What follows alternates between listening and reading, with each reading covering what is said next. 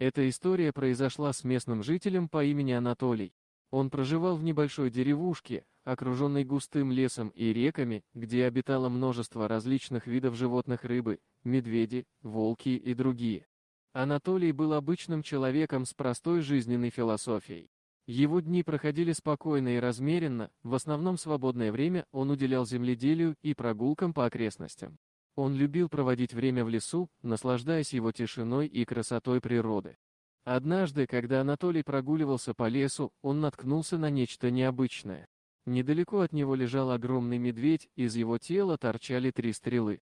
Рядом с ним стоял маленький медвежонок и плакал, не понимая, почему его мама не двигается и не просыпается.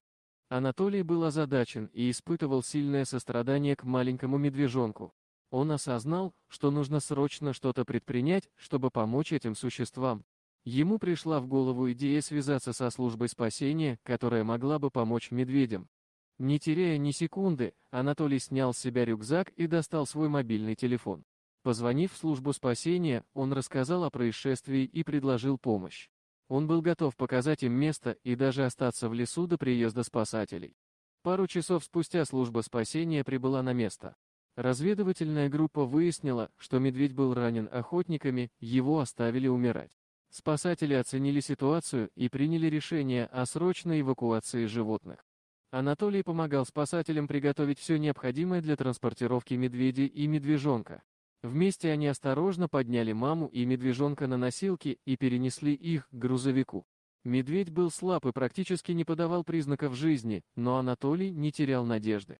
Стоило спасателям только уложить маму с медвежонком в специальные клетки в грузовике, как они немедленно отправились в ветеринарную клинику, где профессионалы заботились о раненых животных. Анатолий ехал с ними, неся в себе надежду на их выздоровление.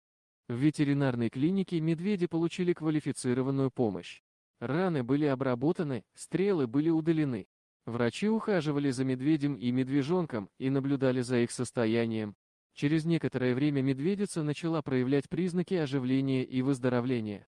Когда наступило время, спасатели решили отпустить семейство обратно в лес, где они смогут продолжить свою жизнь. Анатолий был приглашен на эту особенную церемонию освобождения вместе с другими жителями деревни. Солнечным утром все жители деревни собрались на опушке леса, чтобы попрощаться с медведями. Спасатели открыли клетки, а мама и медвежонок осторожно вышли на свободу. Медведи немного побродили вокруг, как будто благодарили людей за второй шанс, который им был предоставлен.